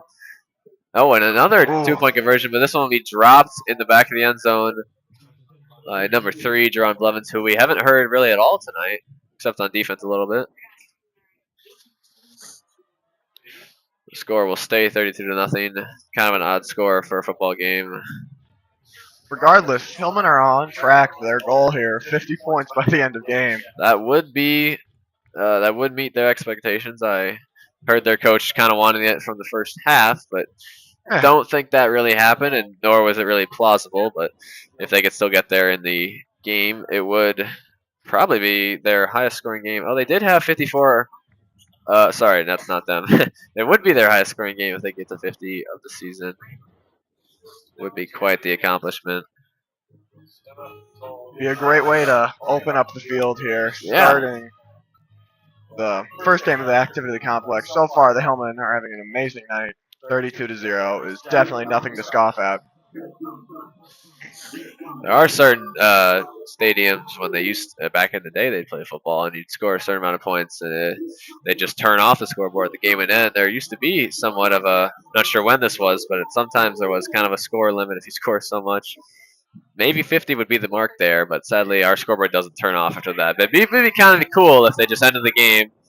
We do see another kick out of bounds. There. It seems like maybe a little bad luck. Also, just kind of a bad kick there, as it didn't go very far, so it's going to give them quite the good position here. Stas appears to be having a lot more success with the ball in hand than on the foot, yes. I'd say, tonight. Yes. It's not exactly embodying the true name of football, but if it was handball, he would be doing quite well, or more carry ball, he would be. Carry ball. Yes, that would be a great name for what he has shown tonight. Do see River Valley in about the same formation they're in every time. 2 receivers to the left, 1 to the right with the running back behind.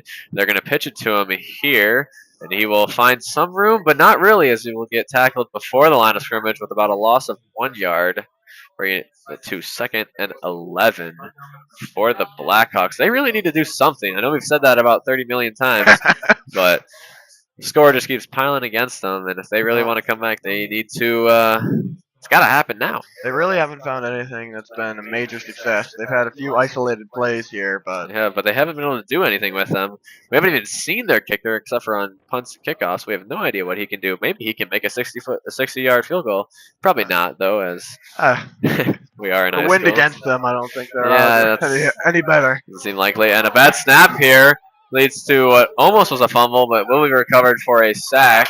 Oh, actually, it would appear that the ball was a fumble off the quarterback, and the Hillman will recover it. Number 7, Seth Wilson again with another fumble recovery, his 2nd of the game. And his name has just been appearing so many times in this game, mainly on defense, although he did have the 1 touchdown at the start of the game. And then Hillman will take over with good field position on the opposing side, right around the 23-yard line. Oh, exactly the 23-yard line. Ready to make something happen again. Last time we had a fumble recovery, they scored immediately after, right there at the first quarter. I don't consider myself a betting man, but I would say they probably handed off to Tyler Sass here, which they won't do. They will actually pass, but they'll still go to Tyler Sass, and he will drop it. Not much looking ahead of them, though, so I would assume that wouldn't really have done much. Instead, they stop the clock, which obviously isn't ideal for them as they're winning. Although I should mention, soon, I do believe 35 points the clock runs regardless of what happens, so that maybe we see them kick a field goal here if they get into range, but not touchdown range, like a 4th and 15 on like the 15-yard line, something like that. They might kick the field goal just to keep the clock running, but at the same time, they're obviously touchdown-minded, and obviously we're not there yet. So we do see a snap by TJ, and this time they do hand it off to the running back. Tyler Sass will find another hole and make his way up the middle and then crosses to the right side, going right through people. Oh my goodness. And he will make it down, getting the first down by a lot, bringing down right around the 4-yard line. You got to imagine they give it to again here. Making his parents proud. Absolutely. Saw his father, Jason Sass, out here tonight. Spectacular beard on that man. Tyler's not there yet. He's a little young. Maybe. One day, maybe. He can do it on the football field, but I don't know about the facial hair. How many gifts can one man have? That's the real question. Yeah, that is the question. We do have a timeout here by somebody. River Valley with the timeout. River Valley with the timeout. Thank you. This would be a great time to throw in some sponsors, but like we mentioned earlier, we have none, and we have no ads, so it's just us all the time, and never get enough. All the time. Yeah, you really can't.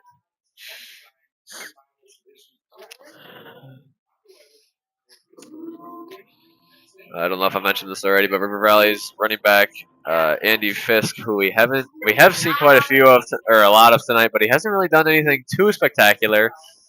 Is the 2nd leading rusher in yards at the conference at 977 before this game. Don't know where Tyler Sass is exactly, but because he didn't get to play as a starting role in the first few games, I know he averages about 69 yards of rushing a game, which is quite short of the 122 average by Andy Fisk. So obviously, even if he did play all the games, he would still be a margin short. We do see a false start here by the Hillman. That'll back him up to the 8-yard line. That's the 3rd false start in the Hillman, I believe. I don't know exactly, but they've taken some yards away. That's for sure. Well, now it just gets more yards in the book. I mean, that can be positive, A longer run for Tyler Sass in the end zone, possibly, or maybe another pass. We've seen a lot of passes over the middle, especially on this side. I haven't actually seen a touchdown on the opposite side of the field for a very long time. On the helmet we get turned around here in We'll the fourth see. quarter. The Hopefully snap we see to another Tyler touchdown. Sass, who will take it to the right side. And he will be tackled. Oh, never mind. He will find his way into the end zone for another touchdown.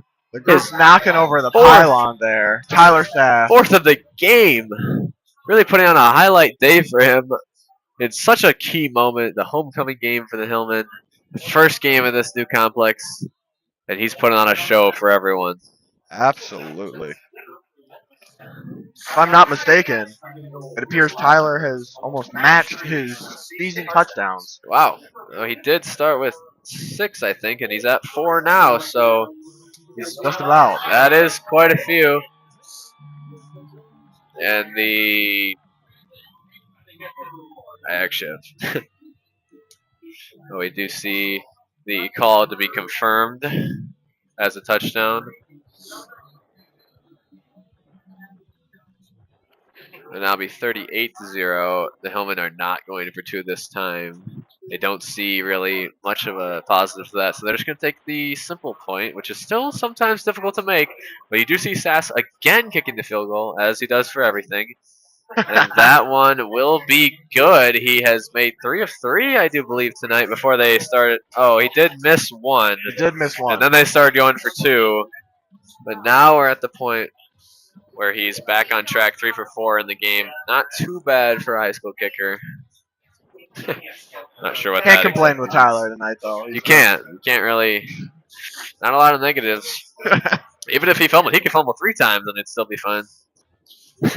Don't say anything like that, John. We don't need manifestation. Nothing more. Well, regardless, the score has been up to 39-0, which means that the running clock will now take place. If I'm not mistaken, that was what I was told. We'll find out, though. We should find out. But yeah, going into the closing out the third quarter here with only 1 minute and 52 seconds left. Don't think anyone's really going to score in this, although crazier things have happened. River Valley just looking to do something here. They'll probably just run the ball for a few yards. But they got to maybe still be optimistic. I'm assuming a lot of them are not. A short kick here from Tyler Sass, and that might go out of bounds. Oh, no, it won't. It will just sneak out of bounds for Third one in a row there for penalty in Tyler. a row. Luckily, that was deep enough to where it's not too bad. He really does need to find the left side of the field, though, on these kickoffs. Keeps rolling out in the same spot. I think after that many tries, he would adjust a little bit. He did just nail the extra point. Pretty center cut, but that kick was not the same, although it's a lot different between kicking a kickoff and kicking an extra point. Same motion, but excuse me. You do see River Valley in a somewhat new formation. Instead of 2 to the left, they have 2 to the right this time and 1 receiver to the left, which is basically just flipping it, possibly just running it again. Oh, and they will move the guy back over to the right. Oh, but they will pass it this time, and he will, instead of passing, get brought down right away by number 73, John Baxter. Yes, there. He has been hurt a few times. I do believe he had a sack recently too. That one where he didn't get a sack. Oh no, he did. It was awfully force close. the incompletion. Yes, he was close to his goal. He made up for it though with that sack there. He did. That one surely feels good after the missed one earlier. Running clock still going here. We have 42 seconds left in the quarter. Yes, we do. Possibly 1 more, maybe 2, depending on how fast River Valley goes. The quarterback will take the snap, kind of a high snap, and he will pitch it to the left side, which is seen a lot, to the running back, who will find some space, and he will make his way around 8 yards past the first down marker for a gain of more like 12.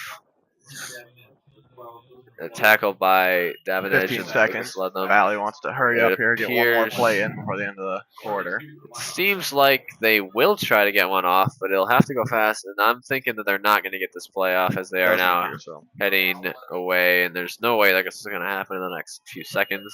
So that will be the end of the third quarter. Final score, or not final score, but the score of the third quarter, 39-0. Hillman, keeping with their shutout streak of 2 games, possibly 3 after this one. that would be something to look out for in the playoffs if they could do that again. Obviously, the playoffs are a lot harder than. Well, the first round, not so much. Well, seeding-wise. yes, it just depends on who they get. I heard some rumors they might be moved up a division, which could obviously prove Oh, some challenges if they that get is moved true. into Division 2 instead of 3 or 3 instead of 4. I don't know exactly which one we're in. It always kind of changes from year to year. It's around 3 for the Hillman. Somewhere in there. It's between 1 and 5. I mean, that's what I can guarantee. But if they do get Between moved 1 up, and that 5. is a difference, especially in more of the regional and sectional, as you'll have to play a lot tougher teams with higher populations. And I do believe usually when we get moved up to the next division, we're usually like one of the lower populations out of those teams. It really does depend sport by sport, but Yeah, it football does. here for sure. You do get moved up quite often. Only we could just get rid of a few of those extra kids, Those just a few darn. of the stragglers, regard total high school population. It's about 530. 530. Yeah, if that could get down to like 100, just the football team, then maybe we would be in Division 5 and we'd be able to win state. But on we're like we can make our own division with no people in it. All right. Well, here we do see a quick handoff. Chains do appear to be moving. That's a first down. Blackhawks. River Valley are definitely striking the chance of making it past the 50 again. They haven't done that too many times this season or this game. Sorry, they did do that last drive before kind of squandering their chance away, or maybe it wasn't last drive, but one of the recent drives. Maybe they can do that here, as we do see a similar formation to always, about 2 receivers on the right, 1 on the left, and here we do see a pass that's going to get picked off by Number 42, Logan Logan Day, I believe. Moving down the field. will find his way to Caught the up. opposing 30-yard line, putting the Hillman back in great position. That is the second interception of the game for the Hillman? I believe so. third. Yeah. I One think for the it's the second. Blackhawks. They've had a That's couple. one for the Hillman. They've That's had a the third couple turnover for the Hillman, fumbles and a couple for the Blackhawks. Yes. Third turnover for the Blackhawks. 2 fumbles for the Blackhawks. 1 interception now. 1 interception for the Hillman. No fumbles, which is good.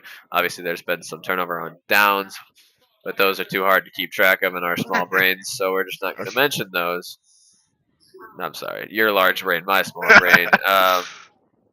We do see the Hillman now motioning a lot as they have in this game. Tyler just slightly to the left, and he goes back to the right side now. Not sure. He just heard you and wanted to make sure you were yes, wrong. exactly. And we will see looking to pass here for TJ. A lot of time, and that ball will be incomplete, intended for number 10, There's Davin a Edge. flag on the play, though. Back at the line of scrimmage, right? Not sure if the flag was taken into account. It's still on the field. They look Holding to on the be. Hillman? Oh, is that what you heard? Not 100% sure there. Well, it's kind of hard to spot holding from here, but it was holding on the helmet, so they will be backed up. Should be still. Was it first down before that? First and 20 or?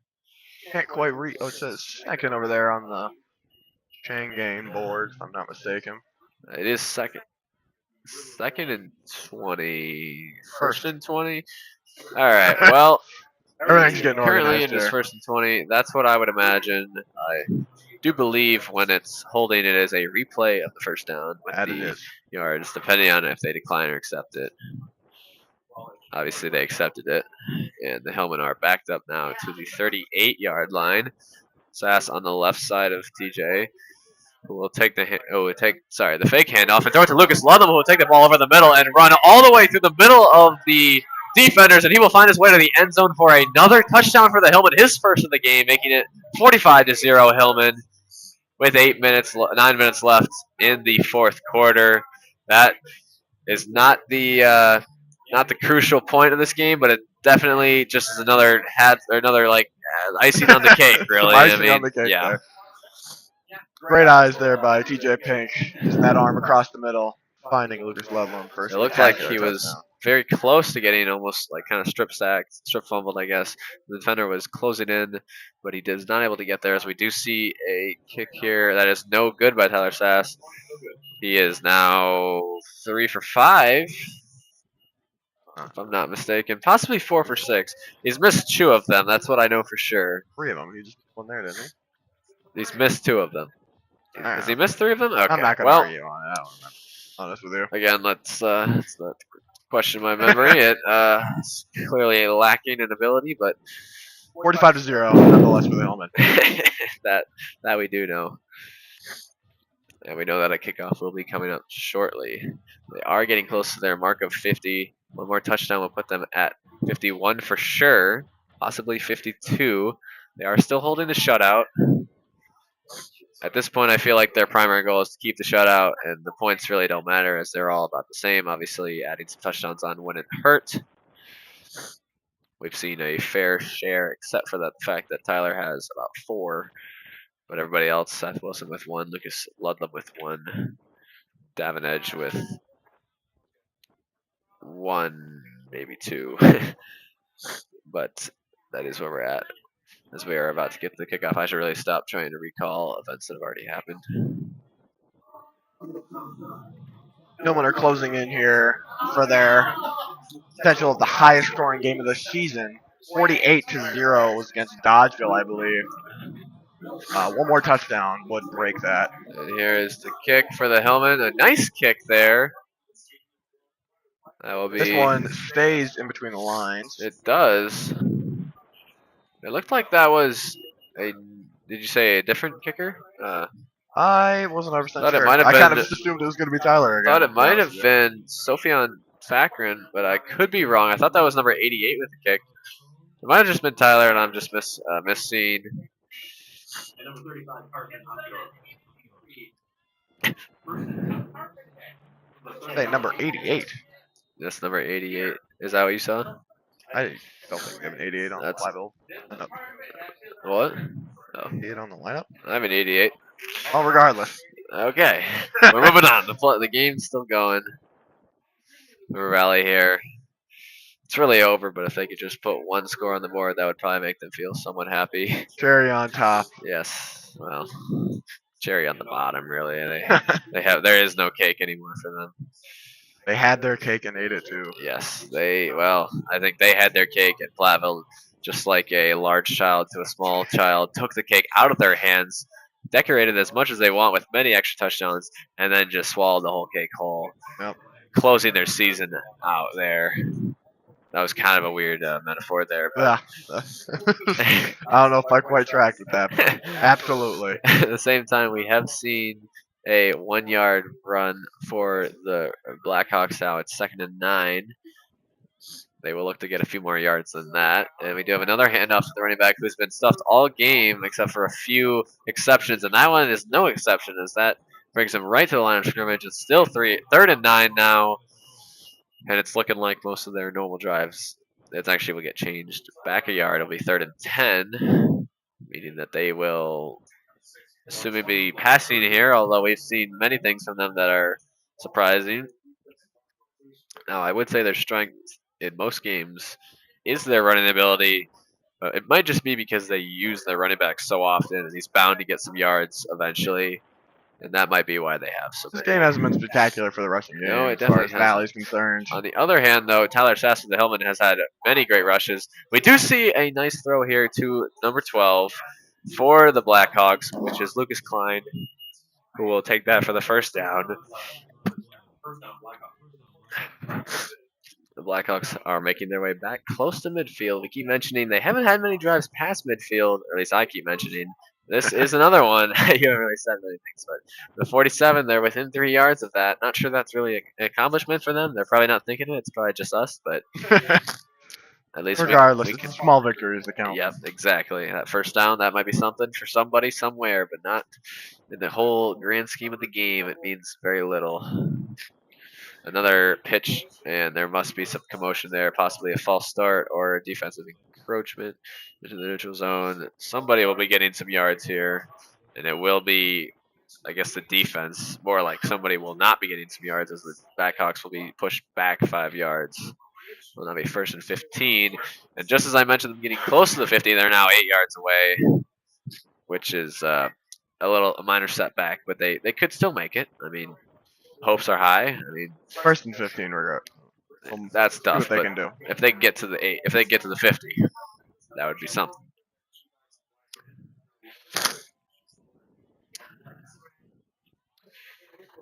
The River Valley, sorry, here lines up with a very similar formation to everyone with 2 and 1 on each side. They two-handed off here. Should get to the outside. It seems to be the weak point, and he's going to get a lot of yards here running through the Platteville defenders, taken down at about the 35, the opposing 35-yard line. And that is a nice run that will finally get them past the 50-yard line. They'll be, like I said, about the 36 now, which is into enemy territory. Not quite to the red zone yet. We haven't seen barely any of their drives in the red zone. Not sure if any of them have actually. One of them might have been close. But Maybe I don't know if one, they but quite none of made them it. have really gotten there. This might be the ones. They're only 10 yards away as they're on the 35. Hillman might be sweating here, trying to hold off that scoreless game. Yeah, they really got to keep that going. We see another handoff here. He's trying to get to the outside, which is where he's had success, and he will run. He will cut it back up and get a few yards up to the 30. That can't be right. The 33, sorry. A gain of only 2 yards. Now 2nd down here. Closing in on 4 minutes here. They did get about 4 yards there. Possibly could throw in a pass here, catch them off guard. They seem to have a decent amount of success there. They have some large wide receivers that are able to make some catches, but they haven't really thrown it to them a lot. Another handoff that will get taken down instantly by a smattering of Hillman defensive linemen. Yeah, there was a lot of people there. Specifically number 73 on Baxter. He's come up a lot in the second half, not a ton in the first. A couple sacks, forced incompletions, and there another tackle. Now 3rd and 10 here. The Blackhawks, if they really want to get to the red zone, need to do something here. Hoping to make something happen. Presumably they would pass, although I keep saying that and they keep running it. So, they will pass here, and they will look to the left side, and they'll throw it, and that's a wide open pass. But the ball will be caught, and it'll be just short, possibly, of the 1st down as he ran backwards off the hit, from the catch. They will be short. Oh, no, never mind. They are moving. They will get the 1st down. They're taking forward progress, I guess. It was kind of hard to tell if it was voluntary or he got pushed backwards, but will now be. Have they reached the red zone? They are exactly at the 25-yard line. Possibly the first time they're in the red zone this game, and maybe even getting close to a score. We'll have to see here, as we do have a handoff up the middle, which hasn't worked a lot. They again will only get about 0 to maybe 1 yard. Not really. I think it was just a gain of 0 on the play there. That's been the trend tonight. The interior defense, as you mentioned earlier, has really just shut down the running plays for the Blackhawks. Got a strong core in there with the senior 74. Cam Key has been doing a great job at nose tackle there for the season, along with John Baxter there on his hip. And I want to say, not entirely sure. We do have a high snap fumble here, Brendan Millard, but it will be recovered by, waiting for the call here. The Hillman will take the ball the other direction, shutting down any chance of a score by River Valley, as they will take I don't know how many turnovers it's been, 4 or 5 or somewhere around there this game, but they have had quite a few against the Blackhawks, and they have capitalized on a lot of them, as shown with their score with about 8 touchdowns in the game. It's been a great job by the Hillman here. That was the first fumble recovered by someone other than Seth Wilson there. Keegan Coffey, another name that's been popping up all night here, doing a great job. The running clock, they're letting it go out at this point. Yep, this game will be over soon as there's less than a minute left. They are kneeling the ball down, just victory formation here. gotta say it was a good game for the Hillmen. Anyone cheering for the Blackhawks might be going home a little salty, but I'm not sure what they expected coming into this. As the records would show, this is kind of the outcome we all expected. Yes. Sadly, the Hillmen did not get to the 50-point mark as the clock was just moving too fast, and they didn't get enough stops towards the end. But obviously, that's not their primary concern, as they will keep the shutout in this game. And The that game final was play there won. will be the end of the game. With A great opening game for this new activity center, as well as a homecoming game here for the Hillmen. Great way to end off the regular season. 45-0 is going to be the final score for the Hillmen. Go Hillmen. Yep. Great job. Gotta say, no, there doesn't appear to be any injuries on this new turf. We've seen a lot of injuries, I feel like, in the previous games at the old stadium with the grass, but it seemed to held up pretty well today. You did mention the one with Myron with his elbow, but in terms of anyone slipping or falling, there wasn't too much. Even with the rain, didn't know if that would be a problem or not, but the turf seems to be quite a higher quality than what we've been playing with before. And the Hillman, obviously, the turf is obviously not going to make a difference in the actual game. And they will take the victory, as you mentioned. Good game for the Hillmen here. Spectacular job. Standout players, of course, Tyler Sass there with his 4 touchdowns, several big rushing plays. Set there with a couple of fumble recoveries, along with Keegan Coffey had his own. I want to say Davin Edge, Seth Wilson, Lucas Ludlam, Tyler Sass with Oh, yes. a touchdown. I think People with touchdowns tonight. Not Tyler Shore. I Davin, believe that was yes. everyone. A lot of. It's kind of hard to keep track when they had so many touchdowns. So many to keep track of. It was a great showing for the Hillmen. Great way to open up, close out the season. Moving into playoff, Hillmen keeping this momentum with another shutout win. I This do is an believe. 8-game win streak and Eight-game a now. 3-game shutout streak, if I'm not wrong. Yes. Do believe they find out their seed this weekend, Saturday, Sunday. They'll know who they play, and that will be an exciting game. Most likely a home game, as you mentioned, back here. At this lovely facility. Fingers crossed. Pretty highly seeded. That would be nice. Now, before we go, as the game becomes wrapping up, I would like to mention a few things as the game is over. I would just like to, obviously, we don't know who they're going to play, but just give out some thank yous to Mrs. Belkin, our technology support. Obviously, there were some problems at the beginning of this game, and we got it figured out. Also, Mr. Craze, the principal, Mr. Babel, the superintendent, as well as all the viewers watching this. Hopefully you had a good time or enjoyable time listening, as well as the whole broadcasting team, including you, including Seth, who's playing this game. Some other guys, Kate Charles, are playing the game. Ben Jasinski is in the band. People that have been up here or have been at least in the broadcast before, mainly for the volleyball games, or only for the volleyball games. But yeah, shout out to all of them, anyone in the club, and well, it was a great, it was a good time. Moving forward, it was a pretty great game. First football broadcast that we've done here as a club. A couple of issues early on there, but as it went, I think it was a pretty great time. Pretty great game to commentate. I'm glad that I was here to watch, and I'm also glad I was out of the rain, to be honest with you. Yeah, we did not have to experience any of the danger.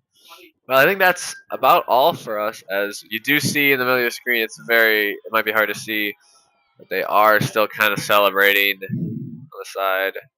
I'm assuming that is the conference champions flag, That definitely is what happened after this game is won. We don't like sharing with Lancaster, so 6-0 in conference, as I mentioned, 8-0 overall. Sorry, 8-1 overall. Great season for the Hillmen. And yes, you see Coach Arneson there getting surrounded by his team. And the lights will again flicker with nice animation, as this is a monumental moment. Conference champions in football. I'm mistaken to say this is Arneson's first year head coaching. I cannot exactly confirm that, but I know one of his first two, regardless. Yes, Great one of his success first here. two. And he's really turned the program around in his first few Absolutely. years. I think it is his second year. But Second year, yeah, that sounds right. It's definitely his first conference championship, as I don't believe Platteville has won that for quite some time. Don't know Not exactly sure. how far that goes back. First of many here, hopefully. Hopefully, yes. There will be most of the team returning next year. Obviously, there's quite a few seniors, but Tyler Sass there, Tyler Sass will sophomore. still be there. TJ Pink, a The junior. quarterback and Lucas Ludlam will still be Lucas there. Ludlam. The key players, some of the line. It Logan should be Day, good. Seth Wilson. Several returning players next year, hopefully for another conference championship. But looking ahead here to the playoffs first, hopefully we'll find some great success. Yeah, I think it's about that time as the teams are taking a picture in the corner. You can't really see it there, but they're getting their conference championship picture. And I think we're about at the end of our stream here, possibly signing off here. So I would just like to say, like I mentioned earlier, thank you for anyone who was listening. Hopefully we weren't too disturbing, too annoying. Hopefully you didn't have the whole thing on mute. I heard that was possibly what happened in some of the volleyball games. So there's some waving in the back, but I hope that it was a decent time for anyone watching. Do you have any last words? No. Well, in that case, signing off for us now. See you next time. To celebrate the first ever